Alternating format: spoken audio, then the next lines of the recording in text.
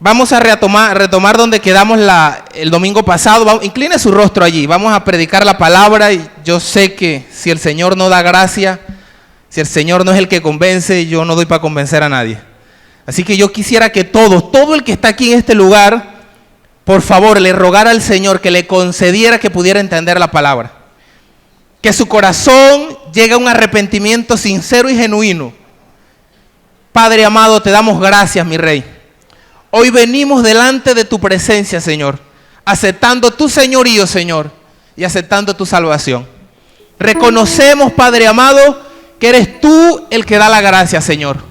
Yo te suplico, Señor, tú sabes que soy un simple mortal. Dame denuedo, dame elocuencia, Señor. Entendemos que eres tú, que es tu Espíritu Santo el que convence de pecado, de justicia y de juicio. Por eso te suplicamos, Señor, que mientras tu palabra es expuesta, mientras tu verdad es expuesta, Señor, que los corazones sean convencidos por tu Espíritu Santo, Señor. Que el entendimiento se abra, que toda venda que el enemigo haya querido instaurar, que todo argumento erróneo, oh Dios, seas tú derribándolo, Padre amado. Que tú te glorifiques de una manera especial en los corazones de ellos, Señor. Que salgan renovados, que salgan entendidos, Padre, entendiendo que tú eres el Rey de Reyes y que a ti te debemos gloria, que a ti te debemos honra, Señor. Que eres tú el soberano, Señor, y que tu voluntad, oh Dios, tiene que ejecutarse en la vida de cada uno de nosotros, Señor. Te damos muchas gracias en el nombre de Cristo Jesús. Amén y amén. Dale un fuerte aplauso al que vive y reina.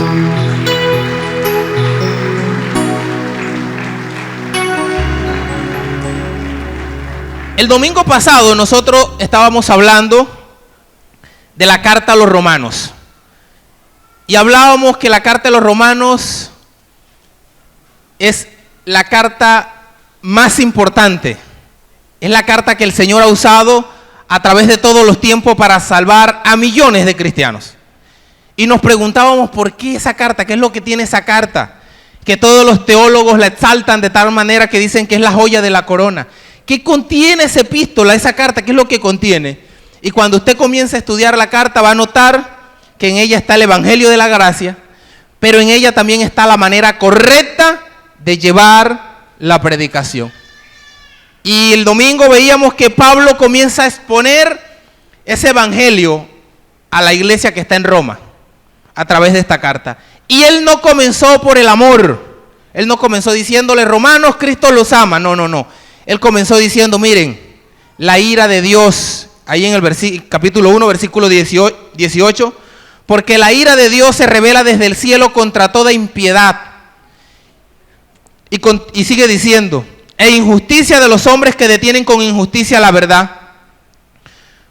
Porque lo que de Dios se conoce les es manifiesto, pues Dios se los manifestó, porque las cosas invisibles de Él, su eterno poder y deidad, se hacen claramente visibles desde la creación del mundo, siendo entendida por medio de las cosas hechas, de modo que no tienen excusa. Pablo le va a hablar aquí, va a comenzar hablándole a los gentiles y les va a comenzar diciendo, miren muchachos, ustedes están bajo la ira de Dios.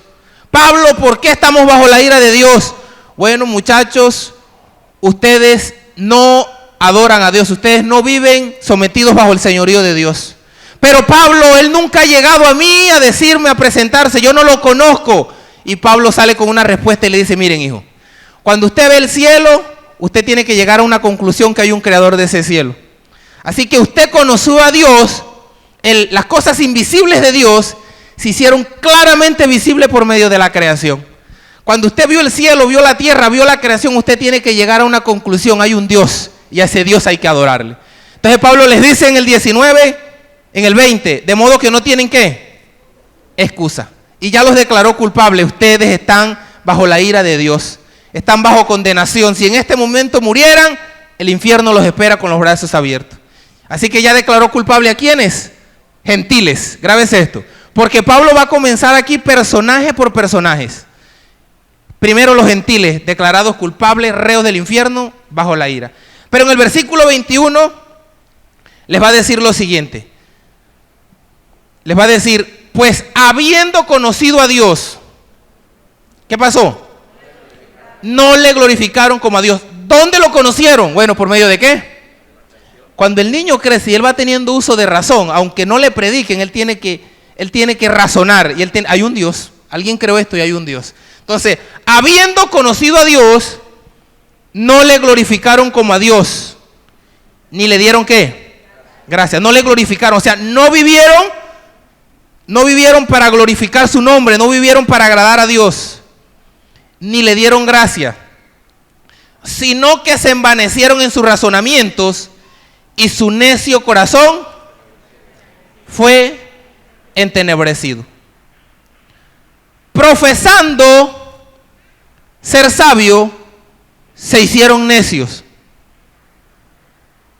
Yo no sé cuántos saben, en Estados Unidos, el que dañe un huevo de águila calva tiene que pagar $10,000 de multa y va preso.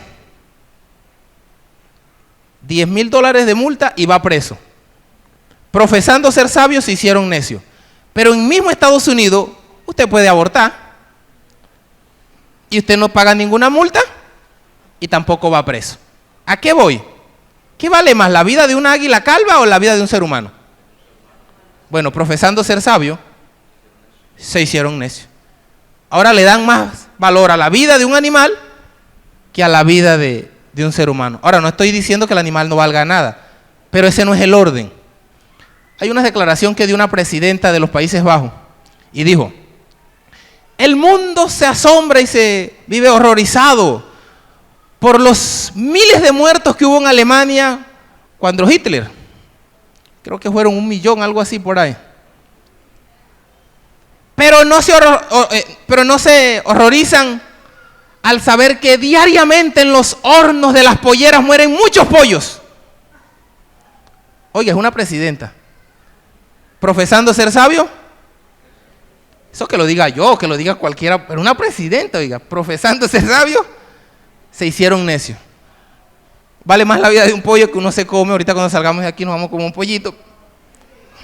Oiga, que la vida de un ser humano, ¿cómo hace unas comparaciones? Pero la Biblia está diciendo eso, que como conocieron a Dios por medio de la creación y no le glorificaron, o sea, no vivieron para adorar a Dios, pasa eso, hermano. Y sigue diciendo, 22, profesando ser sabios, se hicieron necios y cambiaron la gloria del Dios incorruptible en semejanza de imagen de hombre corruptible, de aves, de cuadrúpedos y de reptiles. Cambiaron. Y aquí surge algo. Cuando usted no adora a Dios, usted termina adorando otra cosa. Cuando usted no adora a Dios, usted va a terminar adorando otra cosa. Ahora, el ser humano, escuche esto, el ser humano fue diseñado para adorar a Dios. Pero cuando el ser humano no adora a Dios, él termina adorando otras cuestiones. Y terminó adorando ¿qué? Cosas que no, imágenes, de toda clase, para no entrar en detalle, de toda clase de imágenes terminó adorando. Terminó agarrando un pedazo de madera, hizo una estatua, y de ahí se arrodilló y le pidió un deseo a la estatua, comenzó a orar. Él coge el tronco, le da forma y termina adorando el tronco que él mismo hizo. Ah, pero ¿por qué pasa eso? ¿Por qué? Porque conocieron a Dios, no le dieron gloria ni le dieron gracia. Eso tiene consecuencias. ¿Terminan qué? Adorando otra cosa, porque el ser humano está diseñado para adorar. El ser humano está diseñado para adorar. Ahora, sigue diciendo, versículo 24. Por lo cual también Dios los entregó a la inmundicia en las concupiscencias de sus corazones, de modo que deshonraron entre sí sus propios cuerpos. Mire, no se vaya a ofender a nadie, pero yo estoy obligado, y nótese que estoy llevando un tema expositivo, no estoy dando conceptos míos, pero yo estoy obligado a decir lo que la palabra dice. Mire, de modo que deshonraron entre sí sus ¿qué? Usted ve hoy en día muy común personas que se hacen un hueco aquí, y se colocan o se perforan la oreja con un hueco demasiado, o se tatúan todo el cuerpo, o se ponen unos cachos aquí. Ahorita es día uno se colocó una cola porque él quería ser un lobo. Se puso colmillos, se puso todo. Pero no es nuevo, porque la palabra que está diciendo, que eso es lo que le pasa al ser humano cuando niega someterse ¿a qué? Al señorío de Dios. De modo que deshonraron sus propios cuerpos. La persona piensa que eso es bonito, que eso es bello, pero lo que no entiende él es que él está deshonrando ¿qué? Porque su entendimiento fue entenebrecido. O sea, fue entenebrecido de una manera tremenda. Y llega hasta allá. Y sigue diciendo, 25, ya que cambiaron la verdad de Dios por la mentira, honrando y dando culto a las criaturas antes que al Creador, el cual es bendito por los siglos. Amén. 26. Por esto Dios los entregó a pasiones vergonzosas, pues aún sus mujeres cambiaron el uso natural por el que es contra naturaleza, y de igual modo también los hombres, dejando su uso natural de la mujer, se encendieron en su lascivia unos con otros, cometiendo hechos vergonzosos, hombres con hombres, y recibiendo en sí mismo la retribución debida a su extravío. Y como ellos no aprobaron tener en cuenta a Dios, Dios los entregó a una mente reprobada para hacer cosas que no convienen. Ahora, yo quiero aclarar algo aquí. No es que Dios los lleva a la homosexualidad, porque aquí lo que está diciendo es que como ellos no conocieron a Dios, no le glorificaron, no le dieron gracia, entonces terminaron adorando imágenes, celulares, maneras de vivir, toda esa cosa, porque no solamente son las estatuas que tienen los católicos, no. Es todo aquello que le quita el primer lugar a Dios. El que no se somete a Dios termina adorando todo aquel que le quita el primer lugar a Dios. O sea, hoy en día perfectamente el teléfono, no sé, el carro, póngale nombre. Ahora, lo que está diciendo el texto, no es que Dios los llevó al homosexualismo, porque alguien podría pensar, o sea que Dios los vuelve gay o lesbiana. No. Yo lo voy a leer en una versión que traje. Mire cómo dice en esta versión. Voy a leer desde el 21 hasta el 28. Esta versión habla más claro. Dice, es cierto, ellos conocieron a Dios, pero no quisieron adorarlo como Dios, ni darle gracia. En cambio, comenzaron a inventar ideas necias sobre Dios. Como resultado, la mente les quedó en oscuridad y confusión. Afirmaban ser sabios, pero se convirtieron en completos necios. Y en lugar de adorar al Dios inmortal y glorioso, rindieron culto a ídolos que ellos mismos se hicieron con forma de simples mortales, de aves, de animales de cuatro patas y de reptiles. Y mire cómo dice aquí el texto. Entonces Dios los abandonó, hagan lo que les dé la gana, para que hicieran todas las cosas vergonzosas que deseaban en su corazón. Como resultado, usaron sus cuerpos para hacerse cosas viles y degradantes entre sí. Cambiaron la verdad acerca de Dios por una mentira, y así rindieron culto y sirvieron a las cosas que Dios creó, pero no al Creador mismo, quien es bendito de eterna alabanza. Por esa razón, Dios los abandonó a sus pasiones vergonzosas. Aún las mujeres se rebelaron contra la forma natural de tener relaciones sexuales y en cambio dieron rienda suelta al sexo unas con otras. Los hombres, por su parte, en lugar de tener relaciones sexuales normales con la mujer, ardieron en sus pasiones unos con otros. Los hombres hicieron cosas vergonzosas con otros hombres y como consecuencia de ese pecado sufrieron dentro de sí el castigo que merecía. Entonces, si usted analizó el texto, no es que Dios los volvió, no. Es que Dios los tenía ahí como aguantado. Pero al ver que el ser humano no reconoce al Señor como su Señor, entonces Dios dice, listo, yo me aparto. Usted quiere adorar otras cosas que no, yo me aparto. Y cuando Dios se aparta, el ser humano termina haciendo cosas que no convienen. cosas vergonzosas, termina en homosexualismo, lesbianismo, en una serie de cosas.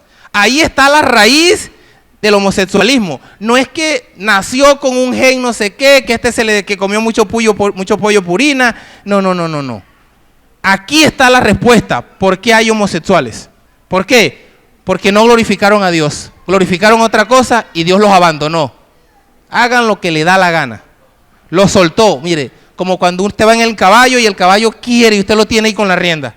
Usted se baja y le dice al caballo, mire, haga lo que le da la gana. El caballo termina por allá estrellándose en un precipicio. Eso es lo que le sucede al ser humano. Eso es lo que le sucede al ser humano. No estamos en contra de del lesbianismo ni nada de eso. Creemos que hay que predicarle porque Cristo también los ama. Pero no podemos decir que eso es una enfermedad, que no sé qué, que nacieron con eso. No. Cristo diseñó hombre y diseñó mujer.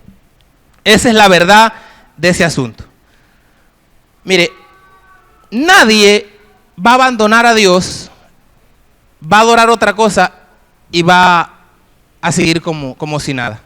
Cuando usted va al pasaje que está ahí en el Antiguo Testamento, en Éxodo capítulo 32, versículo 6, que habla de que Moisés subió al monte a buscar las tablas de la ley y el pueblo quedó acá abajo. Y el pueblo, como Moisés no bajaba, se le ocurrió una brillante idea. Aarón, háganos dioses que vayan delante de mí, de nosotros. Y Aarón les pidió oro, les pidió todas esas cuestiones, e hicieron ¿un qué? Un becerro de oro. Y comenzaron ¿a qué? A adorarlo. ¿Y qué sigue diciendo el texto? Dice que se desenfrenaron y terminaron haciendo orgías. Usted ya sabe qué es eso. Para los que no saben, comenzaron un fiestonón y comenzaron a tener relaciones todos entre todos ahí. ¿Por qué? Bueno, porque es que dejaron de adorar a Dios, comenzaron a adorar el becerro y como resultado tiene su consecuencia. La mente se le entenebrece, Dios los deja a su suerte y terminaron en una orgía allí. Moisés baja y dice, bueno, ¿quiénes son los que están con Dios? ¿Quiénes fueron los que no hicieron esto? Los de la tribu de Leví alzaron la mano y dijeron, no, nosotros no. Moisés les dijo, bueno, agarran una espada, póngansela y vamos a comenzar. Y mataron ese día 3,000, los que se habían desordenado adorando el becerro. Dijo Moisés, ustedes se van a santificar en el familiar. Hermano, 3,000 mataron ese día. Pero ¿cuál fue la causa? Adorar otra cosa que no es Dios. ¿Sí vio dónde terminó? Para Dios es delicado eso, hermano. Yo no sé si usted lo tiene como liviano, pero para Dios es delicado. Segundo mandamiento. ¿Cuál es el segundo mandamiento? No, el segundo mandamiento de los 10.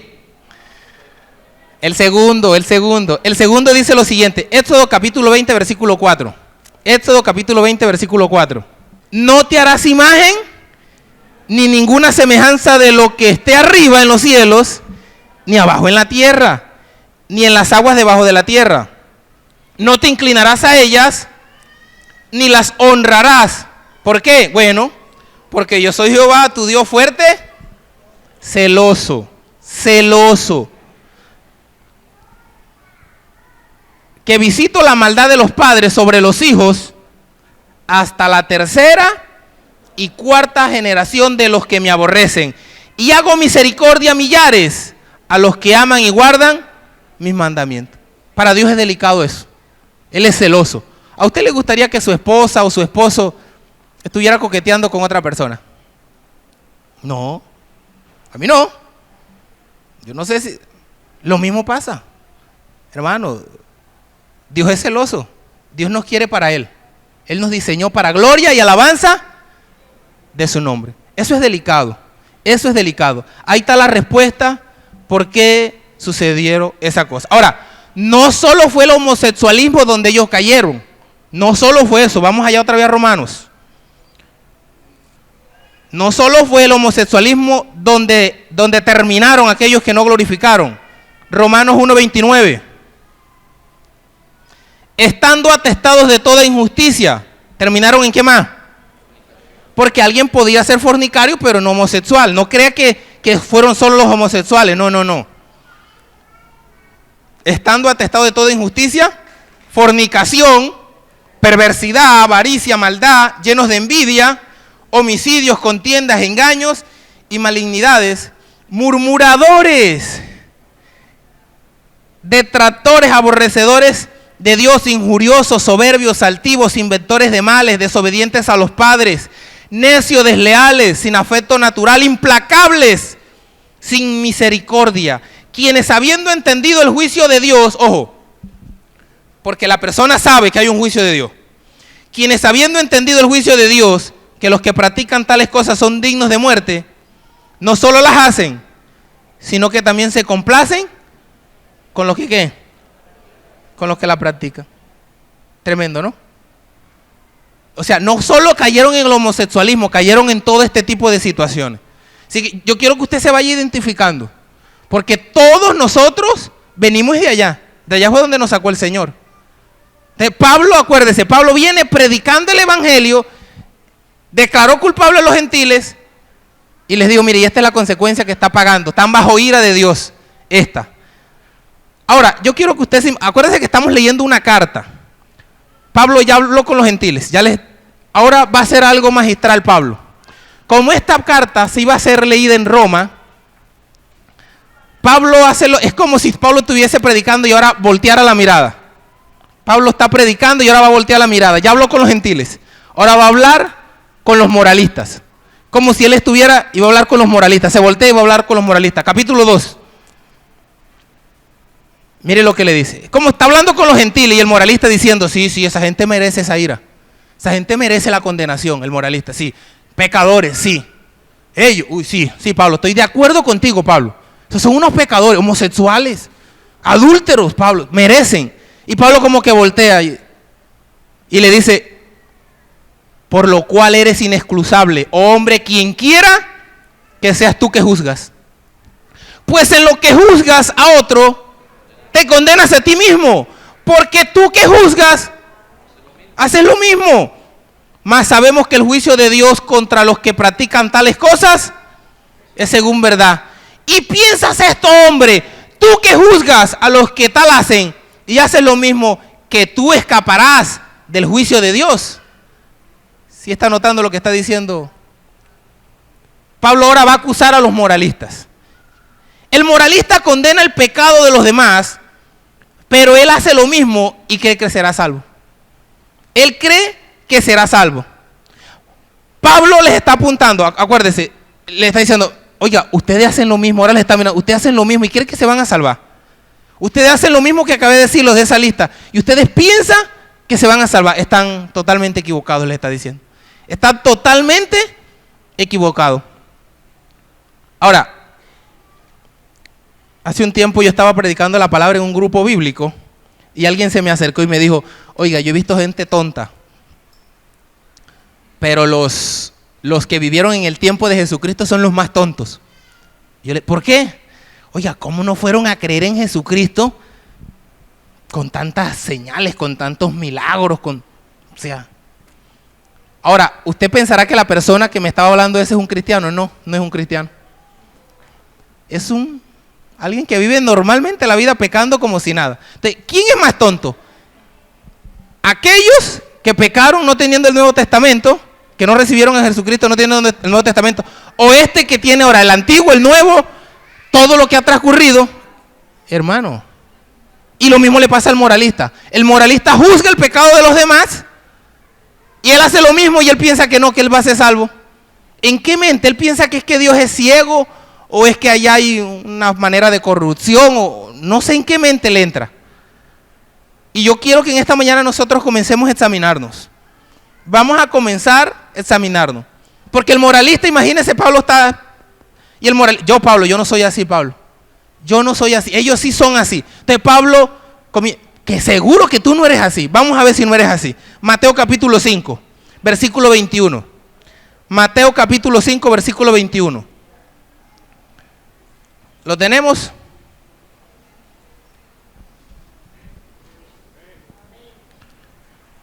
¿Qué dice? Porque alguien pudiese estar diciendo en esta mañana también lo mismo. Fabián, ellos sí son así, pero yo no soy así. Vamos a ver. ¿Oíste que fue dicho? Aquí está hablando Cristo. ¿Oíste que fue dicho a los antiguos? No matarás. Ojo. Y cualquiera que matare será culpable de ¿qué? Entonces, castigo para el que mate, culpable de juicio. Pero yo os digo que cualquiera que se enoja contra su hermano será culpable ¿de qué? ¿Cuál era el castigo para el que mataba? ¿Y cuál es el castigo para el que se enoje? Ahora Cristo coloca la misma medida. Entonces, ¿será que si entramos en lo mismo que hace los demás? Entramos en la lista. Pablo va a presentar el evangelio y él va a presentar y va a declararnos culpables a todos.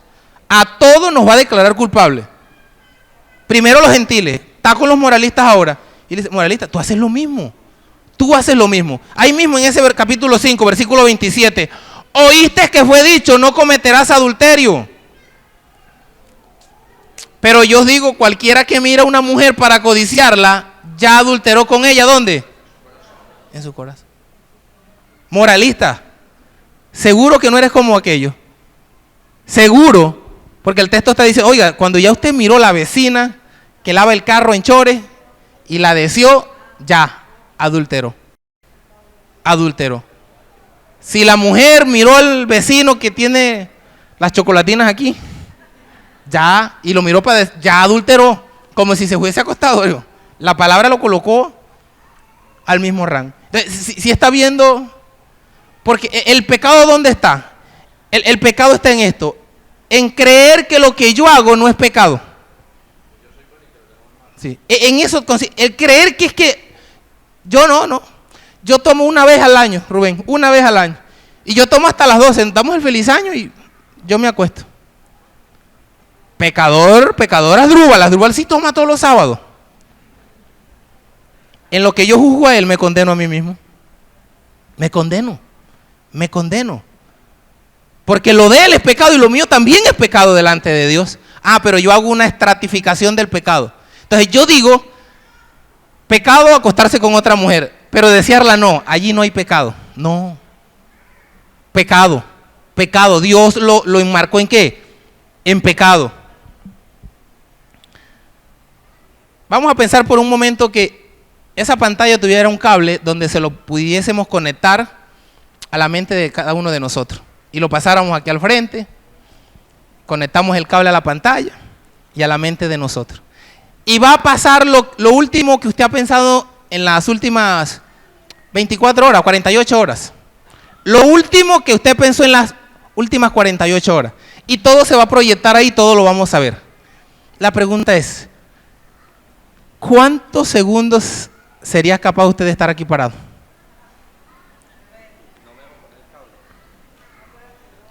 Mira lo que dice el pastor Rubén, creo que está acertado. No me dejo colocar el cable. No me dejo. Porque nosotros tenemos que reconocer que nosotros somos pecadores delante del Señor. Que por tal razón vivimos en oración y ayuno sometidos al señorío del Señor.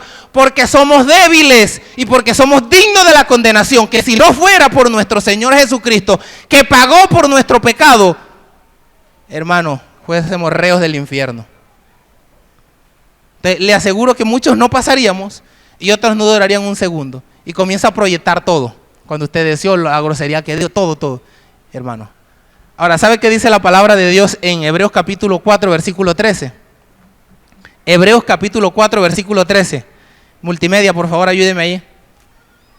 Dice, y no hay cosa creada que no sea manifiesta en su presencia.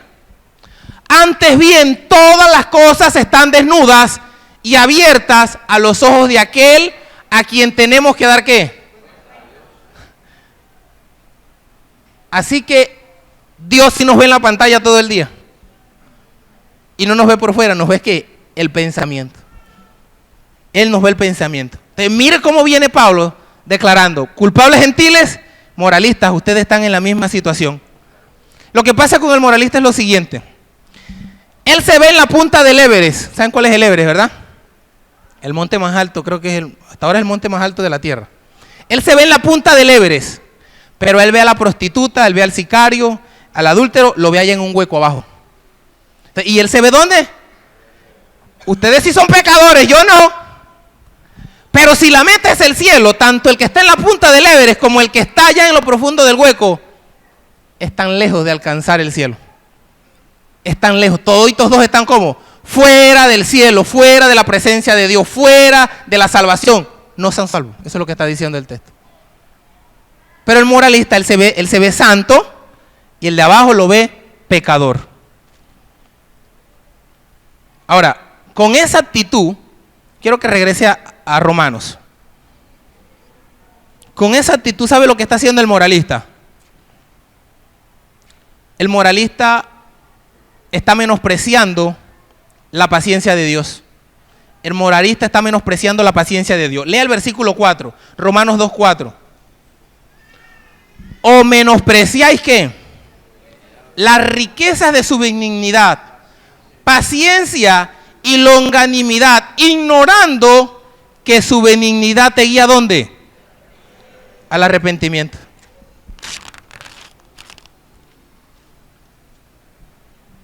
O sea, lo que está pasando es lo siguiente. El moralista, él se ve santo, pero Dios le está dando una oportunidad ¿de qué? La paciencia de Dios, o sea, Él le está dando una oportunidad para que llegue ¿a dónde? Al arrepentimiento, dice el texto. ¿Sí está diciendo? O menospreciáis las riquezas de su benignidad, paciencia y longanimidad, ignorando que su benignidad te guía al arrepentimiento. Se la voy a poner de esta manera. El moralista dice esto. Yo le digo, mire hijo, moralista, usted está bajo la ira de Dios, usted está en pecado. Si muere hoy, usted va al infierno. El moralista dice esto, Fabián, yo soy un consentido del Señor. Fabián, mire, Dios vive tan agradecido conmigo. 10 empresas tengo yo. Yo tengo 10 empresas. Mire, yo siembro aquí en este pavimento y ahí me nace, dice él. Dios conmigo, bendición sobre bendición. Porque él piensa que la prosperidad que tiene es el fruto del buen comportamiento, según él. Entonces que Dios vive agradecido y por eso le bendición tras bendición. Bendición tras bendición. Pero ¿sabe lo que dice la palabra en cuanto a eso? Hechos capítulo 14, versículo 16. Hechos 14, versículo 16. Mire lo que le dice Pablo a unos pecadores que se encontró por allá en una ciudad. Hechos 14, versículo 16. En las edades pasadas, Él, Dios, ha dejado a todas las gentes andar en sus propios caminos. Si bien no se dejó a sí mismo sin testimonio, haciendo bien, dándonos lluvia del cielo y tiempos fructíferos, llenando de sustento y de alegría nuestros corazones. En español, Dios hace llover para buenos y malos. Porque creemos que como aquel es rico, ese sí está siendo bendecido por Dios. Ese sí está haciendo las cosas bien. No, y ese es el pensar del moralista, el que tiene, él tiene plata, entonces él piensa, no, yo estoy caminando bien, porque si yo estuviese torcido, seguro vivo arriado como viven aquellos. No. La prosperidad no es señal de que que Dios lo está bendiciendo. Dios hace llover para buenos, para malos, hace salir el sol para buenos y para malos.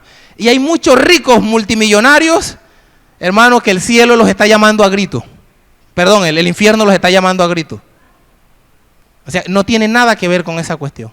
Pero el moralista piensa eso, malinterpreta la paciencia de Dios. Porque en 2 de Pedro capítulo 2 versículo 9 dice que no es que Él retarda su venida, sino que es que paciente con todos, no queriendo que ninguno se pierda, sino que todos procedan ¿dónde? Al arrepentimiento. Pero el moralista está menospreciando esa paciencia que tiene, esa paciencia, y él sigue viviendo. Dios está contento conmigo, yo estoy haciendo las cosas bien, pero no sabe que van ¿qué? En camino de muerte, porque hay caminos que al hombre le parecen caminos de bien, pero terminan siendo caminos de muerte. Y él sigue menospreciando la misericordia de Dios. Ahora, ahí en el 5, Romanos 2:5, mire lo que dice. Mire lo que le dice Pablo a ese tipo de personas. Pero por tu dureza y por tu corazón no arrepentido, atesoras para ti mismo, ¿qué? ¿Qué es lo que atesora? Ira para el día de la ira y de la revelación del justo juicio de Dios. En español, imagínese una represa y está el agua acumulándose ahí, acumulándose. Dios tiene paciencia con la persona, paciencia y paciencia, y el agua acumulándose y acumulándose. Pero va a llegar un día donde ese muro de contención, ¿qué va a pasar? Va a llegar un día donde la persona va a morir. Y él va a ir convencida que ya lo están esperando en el cielo y le tienen el fiestononón, porque no. Cuando se encuentre con la sorpresa, que lo está esperando es el viejo Lucifer por allá. Porque se va a romper. Él está menospreciando la paciencia de Dios. Está menospreciando la paciencia de Dios. Eso es lo que está sucediendo. Eso es lo que Pablo le está diciendo al moralista. Pablo le está diciendo al moralista eso. Ahora, yo tengo que decirlo. Lo tremendo del asunto es que en nuestras iglesias están llenos de moralistas.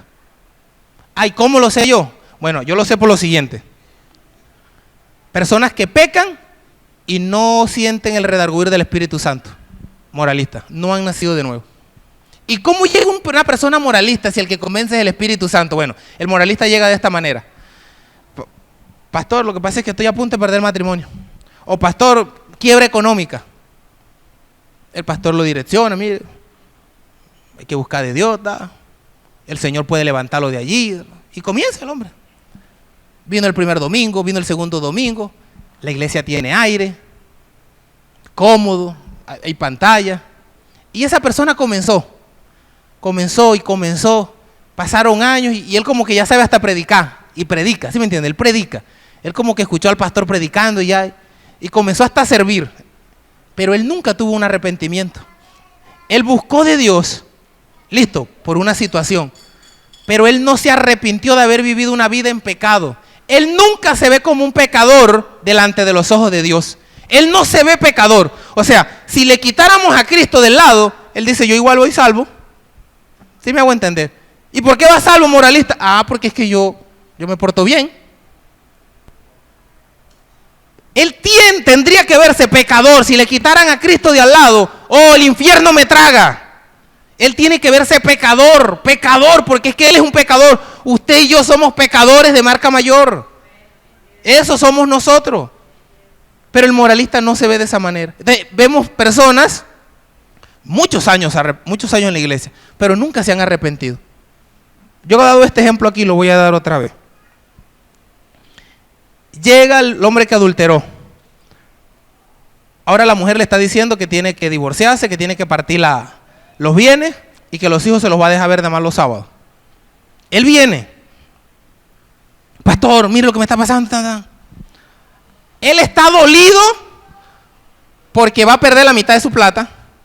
Los hijos se lo van a dejar ver nada más los sábados. Y la mujer era buena, oiga. La mujer era buena y él lo sabía, sino que era sinvergüenza y por eso andaba adulterando. Él está dolido por eso. Pero él no está dolido por haber transgredido la ley de Dios. ¿Sí me entiende? Él no le dolió haber transgredido la ley de Dios. A él le dio igual, la ley de Dios igual. Pero él está dolido por lo que va a perder. Entonces, él tendría que sentir dolor por haber violado la ley de Dios. Bueno, y por las consecuencias que ahora va a tener. Entonces, vemos ese tipo de personas que llegaron a la iglesia, no sintieron dolor, por arrepentimiento genuino no tuvieron. El matrimonio, el pastor los aconsejó, se arreglaron, siguieron congregándose y no está mal, pero no se arrepintieron, no hubo un arrepentimiento, por lo cual esa persona todavía en su mente, hermano. Y esa es la cuestión, ese es el punto que Pablo está tratando de llegar con los moralistas. Moralista, oye, tú estás condenado, tú tienes que llegar a un arrepentimiento. Sí, nosotros tenemos una batalla todos los días como cristianos, una batalla, el pensamiento llega, pero de una vez sale el encuentro del Espíritu Santo y comienza una batalla en la mente. Usted quiere adulterar, pero el Espíritu Santo le dice no, y usted comienza a orar, a ayunar, a someter. Y esa es la evidencia de que hay alguien dentro de usted que está declarándole la guerra al pecado. Pero llega el pensamiento y usted comienza a consentirlo, a lamberse y comienza a chorrear baba. Hermano, usted no nació. Y yo tengo que decírselo. No sea que usted llegue al infierno y a mí nadie me dijo nada. Pablo está diciéndole eso ¿a quiénes? A los moralistas. Ahora, ya declaró culpable a gentiles, ya declaró culpable y a los moralistas. Ahora miren con quién va. Ahora va a mirar para otro lado. Y ahora les va a decir a los judíos. Capítulo 2, versículo 17. Listo, ya miró gentiles, después miró para acá, moralistas, y ahora mira judíos. 2:17. He aquí, tú tienes el sobrenombre de judío, y te apoyas en la ley y te glorías en Dios y conoces su voluntad e instruido por la ley apruebas lo mejor y confías que eres guía de los ciegos, luz de los que están en tinieblas, instructor de los indoctos, maestro de niños, que tienes la ley, que tienes en la ley la forma de la ciencia y de la verdad. Tú pues que enseñas a otro, no te enseñas a ti mismo. Tú que predicas que no se ha de hurtar, hurtas. Tú que dices que no se ha de adulterar, adulteras. Tú que abominas de los ídolos, cometes sacrilegio. Tú que te jactas de la ley, con infracción de la ley deshonras a Dios. Porque como está escrito, el nombre de Dios es blasfemado entre los gentiles por causa de vosotros. Pablo, yo soy judío. Acuérdate, Pablo, yo soy judío, el consentido de Dios, judío, ojo, la nación a la cual Dios miró y dijo, esta es mi nación. Pero Pablo dice, no, eso no te sirve de nada. Pablo, soy descendiente de Abraham. ¿Sabe qué dice Juan en Mateo capítulo 3? Vaya un momentico. Juan capítulo 3 versículo, sí, Mateo, pero ahí va a hablar Juan el Bautista. 3:8, Mateo 3:8, multimedia a la una. Mire lo que dice. Juan el Bautista está bautizándolos en el Jordán. Y llegan el poco de fariseos ahí. Fariseos, o sea, los judíos. Y mire lo que le dice Juan el Bautista. Haced frutos dignos y no penséis decir dentro de vosotros mismos, a Abraham tenemos por padre. Mire la respuesta que le da Juan el Bautista. Porque yo os digo que Dios puede levantar hijos a Abraham aún de estas piedras. Porque la excusa del judío era el siguiente. Pablo, somos descendientes de Abraham. Acuérdate, al que se le hizo la promesa. Y Pablo le dice, no, usted también está frito como los gentiles y como los moralistas. Había un mito que decía que Abraham estaba en las puertas del infierno por si alguna vez algún judío equivocadamente llegaba allá, él devolverlo. Es mito, aclaro, un mito, ¿no? Que se decía en esa cultura. Y eso era lo que pensaban los judíos, que ellos iban a ser salvos, porque eran descendientes de Abraham. Pero Pablo, ¿qué le dice? En ninguna manera. En ninguna manera. ¿Cómo se les ocurre? Ahora, eso nos lleva a lo siguiente. Nosotros no vamos a ser salvos porque nuestra mamá es cristiana y ora todos los días y ayuna todos los días. Y voy más allá. No, yo soy salvo porque es que yo me congrego en el bolivariano y allá predican la palabra, hermano, al pie de la letra. No. Usted va a ser salvo es porque usted llegó en arrepentimiento y fe delante de los pies de Cristo, se sometió a su señorío, le dieron el Espíritu Santo, el cual lo mantiene en santidad hasta que Cristo venga o hasta que usted se muera. Pero es Cristo el que lo va a salvar, no es la iglesia. No, yo me congrego, no, tengo el tiquete. El día que venga el rato, ellos agarran a todos así de una vez. No. Eso no funciona de esa manera. A usted no lo va a salvar su mamá, su hermano. Mire, su mamá puede ser pastora y su papá pastor, pero si usted no llega en arrepentimiento a Cristo, se va a condenar. Se va a condenar. ¿Qué dice el 3:9 de Romanos? Porque Pablo viene argumentando todo eso. ¿Qué pues? ¿Somos nosotros mejores que ellos? En ninguna manera. Pues ya hemos acusado ¿a quién? A judíos y a gentiles, que todos, ¿cuántos? Todos están bajo pecado. Como está escrito, no hay justo ni aun uno. No hay quien entienda, no hay quien busque a Dios. Todos se desviaron, a una se hicieron inútiles. No hay quien haga lo bueno. No hay ni siquiera uno. Sepulcro abierto es su garganta, con su lengua engañan. Veneno de aspid hay debajo de sus labios. Su boca está llena de maldición y de amargura. Usted y yo tenemos que decir, sí, Pablo, eso es verdad. Eso es verdad. Entonces, si notó cómo vino Pablo presentando el evangelio, usted está bajo de ira, gentil. Usted moralista está bajo la ira. Y usted judío está bajo la ira. Si mueren, están en condenación. Pero tranquilos, muchachos, tranquilos. Ya los declaró culpables, ya son reos del infierno, pero tranquilo, les dice, tranquilo. Hay una solución allí. Hay una solución. Me encanta cómo hace Pablo. Me encanta cómo Pablo presenta el evangelio. Ahora sí les va, ya los puso, los aterrorizó. Los aterrorizó. Imagínense que cuando hubiese sido leída esta carta en Roma, hubieran hecho un par ahí en Romanos 3:20 hasta allí. Y el que estaba leyendo la carta, un momentico, vamos a tomarnos un café. Ahorita volvemos. Romanos 3:20. Pablo los declaró culpables a todos, reos del infierno. Y se para el moralista con el judío. Hermano, está condenado y usted también. Y el gentil lo mira.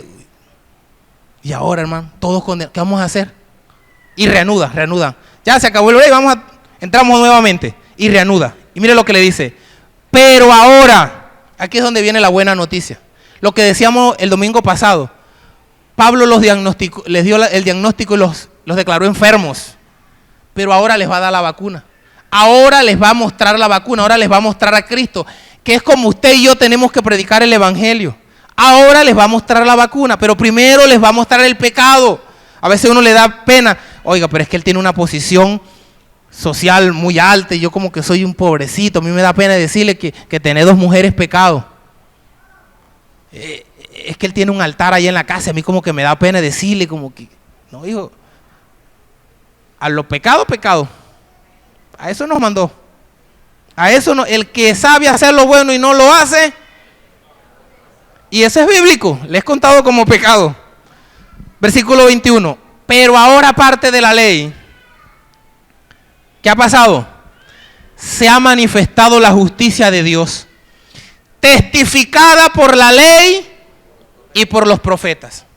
La justicia de Dios por medio de la fe en Jesucristo, para que todos los que creen en Él, porque no hay diferencia, por cuanto todos ¿qué? Pecaron y están destituidos de la gloria de Dios. Ahora, siendo justificados por 1,000 pesos. ¿Por qué dice?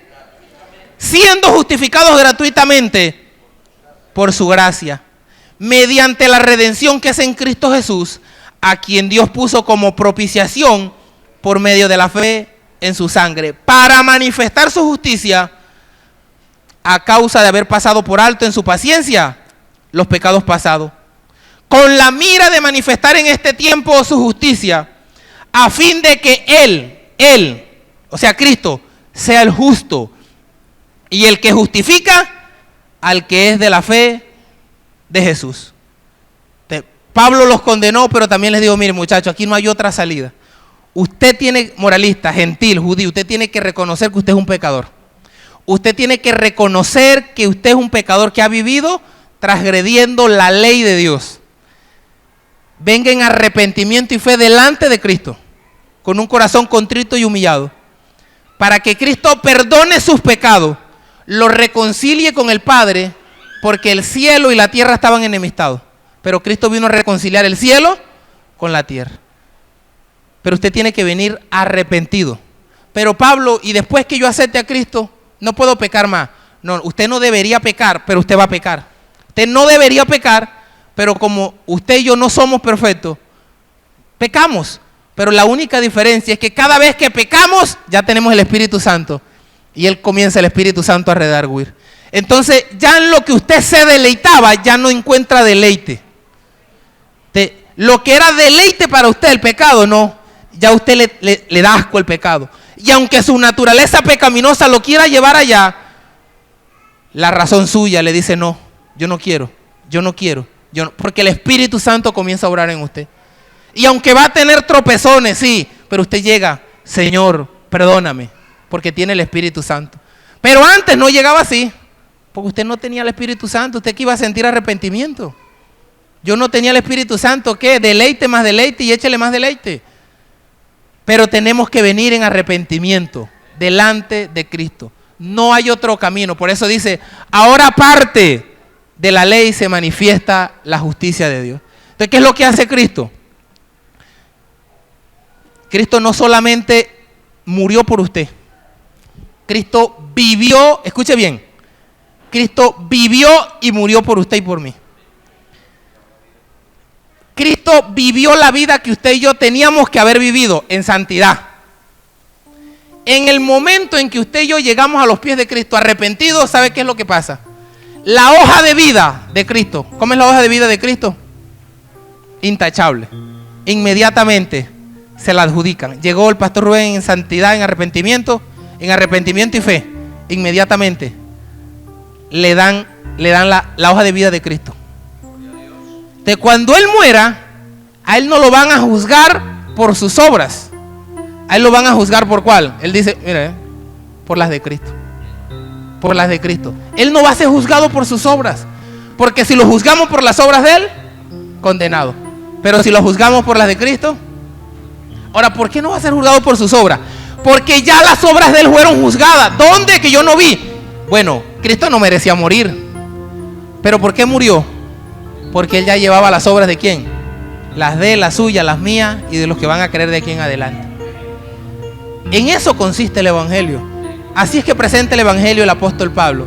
Así que Cristo tenemos que aceptarlo.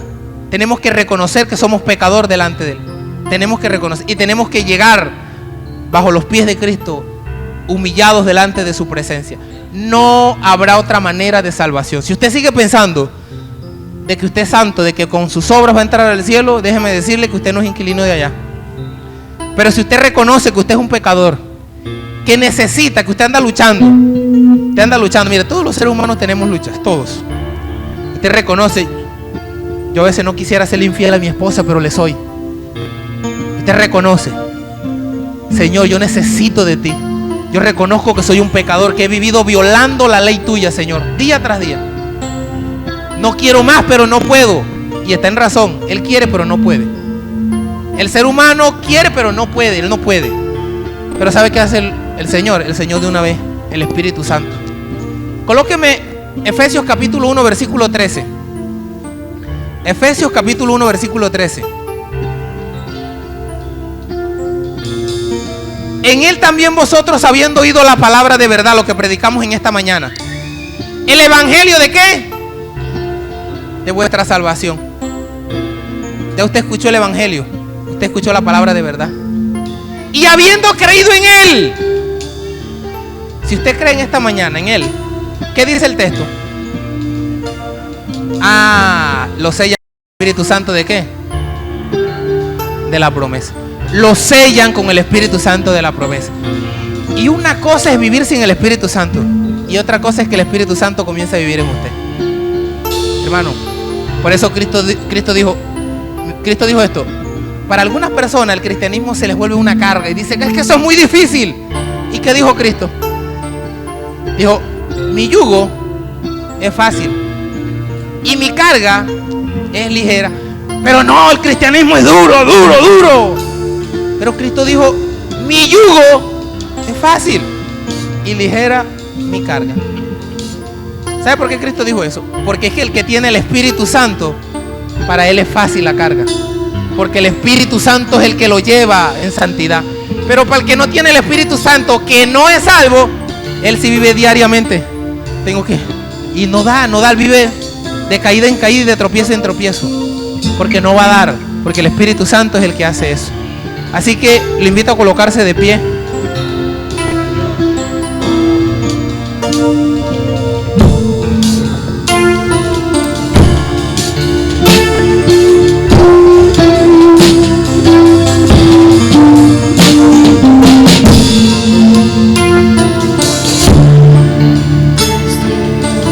Bendita gracia del Señor.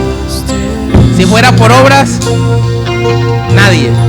Mire lo que continúa diciendo el texto. Versículo 27. ¿Dónde pues está la jactancia? O sea, ¿dónde está el orgullo? Queda excluida. ¿Por cuál ley? ¿Por la de las obras? No, sino por la ley de la fe. Concluimos, dice Pablo, concluimos pues que el hombre es justificado. Justificado. La palabra justificado es un término que se utiliza, un término legal, y lo que quiere decir esto: declarado justo, sin pecado. Declarado justo, sin pecado. Entonces Pablo está diciendo, concluimos pues que el hombre es declarado justo delante del Padre por fe, sin las obras de la ley. Pero ¿cómo así, Fabián? Justo, pero justo, porque acuérdese que usted no vive con la hoja de vida suya. ¿Cuál es la hoja de vida que usted va a presentar? La de Cristo. Y a usted lo declararon justo. No lo declararon medio justo. No, no. Usted lo declararon justo. Si lo declararan medio justo, usted no fuese salvo tampoco. Usted lo declararon justo delante del Padre, sin pecado alguno. Dice, ¿es Dios solamente Dios de los judíos? No, es también Dios de gentiles, ciertamente de los gentiles. Porque Dios es uno y Él justificará por la fe a los de la circuncisión, por medio de la fe a los de la incircuncisión. Luego por la fe invalidamos la ley en ninguna manera, sino que confirmamos la ley. Ahora, como creímos en fe, como tenemos el Espíritu Santo, ahora sí damos para andar en esa ley. Ahora sí queremos cumplir esa bendita ley. Y ahora en cierta medida, no a perfección, la cumplimos. Pero antes no dábamos. Amén. Vamos a orar. Vamos a orar. Si hay alguien que escuchó la palabra por primera vez, tiene que venir en arrepentimiento y fe. No hay otra salida. No hay otra salida. Esa es la paciencia de nuestro Dios y la misericordia de que hoy usted escuchara la palabra. Amén. Así que reconozca usted allí. Usted no me tiene que reconocer a mí, usted tiene que reconocer delante del Señor que Él es el justo y que nosotros los pecadores, que Él es el que salva y que nosotros necesitamos ser salvados, que nosotros somos los que nos deleitamos en el pecado y Él es el único que puede libertarnos de eso, que somos esclavos, pero que necesitamos un libertador. Padre bendito, te damos muchas gracias, Señor. Te damos gracias. Tú eres digno de gloria. Tú eres digno de honra, Señor. Tú eres digno de adoración. Padre, hoy venimos delante de ti, Señor, a darte gracias. Gracias por esa misericordia infinita. Gracias por esa salvación preciosa que tú nos has dado, Señor. Sin colocar nada, Señor. A ti te plació salvarnos, Señor amado. A ti te plació perdonar nuestros pecados, mi Rey amado. Por lo cual te damos gracias, te damos gloria. Recibe la honra, Señor. Recibe honra. Pero si en esta mañana, Señor, algún moralista se le cae la venda y él entiende que necesita arrepentimiento, Señor, concédele. Si un gentil, Padre, como todos nosotros, reconoce, si un pecador reconoce que necesita de tu salvación, Señor, de tu perdón, perdónale. Oh, mi amado Señor, te suplicamos que tú concedas el perdón a cada quien que viene en arrepentimiento y fe delante de ti, Señor. Te damos gloria, Señor. Te damos honras, mi Rey amado. Gracias por lo que estás haciendo, Señor, en los corazones de cada uno. Gracias por lo que vas a hacer, Padre. Que la semilla que hoy se ha tirado en este lugar, Señor, pueda dar sus frutos, Señor. Que los corazones que han escuchado tu palabra, Señor, en esta mañana puedan ser redarguidos, mi bendito Señor. En el nombre de Cristo Jesús.